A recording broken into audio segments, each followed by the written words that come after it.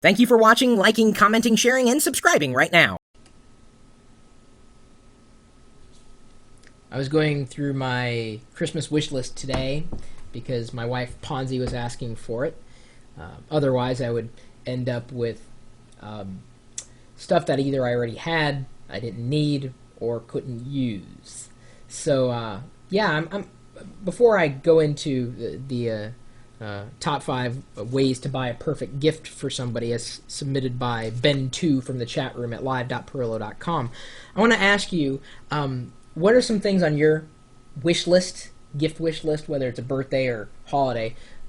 Just curious. And where do you go to find really cool, interesting, neat things, like stocking stuffers, or not the obvious things that you'd want for Christmas, like a gaming console or a phone. I mean, it's really cool, different, useful, unique things. I'm curious because I'm looking for some inspiration, right? So leave a video follow-up comment of your top picks on your wish list, or just leave a comment.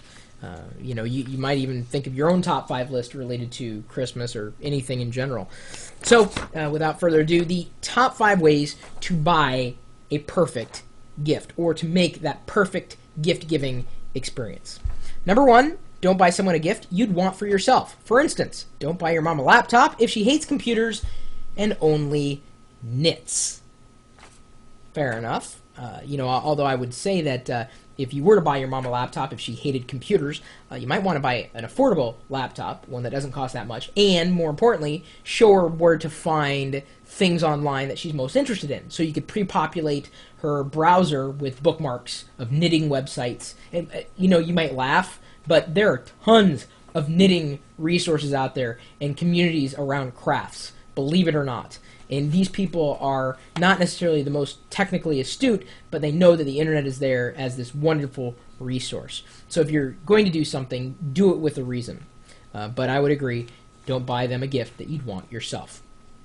Because then you'll end up pulling a Homer and getting your wife a bowling ball, and then she would run off with a guy who has a really bad French accent, and it would be the making of one of the first Christmas Simpsons episodes. At least I think it was a Christmas episode. Maybe it was a birthday episode. Anyway, don't buy your wife a bowling ball unless she likes bowling. Or your mom a bowling ball unless she likes bowling. Anyway.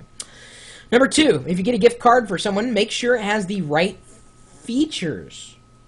A good gift card has no expiration date. And a good gift card can be used on the store's website. Yeah, okay, fair enough. I've been given gift certificates that had an expiration date, and I'd have to agree, they're kind of annoying. We've kind of toyed around with gift cards in the past, purchasing gift cards for friends and family members for gifts. Well, that's the reason why they call them gift cards. But this year, Ponzi suggested possibly getting American Express, I guess, they're not credit cards, they're debit cards, so there's cash value, but they could be used anywhere that American Express would be accepted. It's like, wow, that's actually kind of a good idea. So it's not a credit card, because it's not credit. I mean, there's actual monetary value to it, and they could be used anywhere, no expiration date at all. And I think that's actually pretty smart. So instead of getting someone a gift card, it's kind of unique. Ooh, I can go and spend this at store X. Well, it'd be nicer to have something. If you're going to give them a gift like that, you might as well make it as open as humanly possible. Number 3, if you buy someone clothing, be sure to remember the receipt. Well, I'd add something there saying you should remember the receipt no matter what. I tend not to buy clothing items for people, and you might remember back in the archives the unfortunate shoe shopping incident that happened years ago when Ponzi complained that I never bought her shoes, and when I did, she said to never buy her shoes again. So I don't buy clothing. And another thing to add in there is make sure you have the right size for clothing or shoes. Or just be sure you're buying the right kind. Because even if they say they need brown shoes, you have to make sure they have the right shape and toe. Otherwise, they go crazy and never want you to buy shoes again. Number 4, your gift doesn't have to be extremely expensive to be well received. Don't cheap out, but you don't have to empty your savings account to buy someone the perfect gift. Fair enough. Price isn't everything. You just have to remember throughout the year, what people are saying, something that has been bugging them for a while. You might know of a tool to solve it. What I do is I've got a couple of tasks or notes that are in Outlook my personal information manager. And for friends and family members, including Ponzi, I'll make kind of a running list throughout the year of things that they mention they like or they want. And then when it comes time to get gifts, I'm like, I just go to that file. I'm like, oh, they don't have that yet. I'll just add that. So if you don't just wait till the last minute to do something, if you keep this information stored throughout the year, it could be helpful so that you can be thoughtful.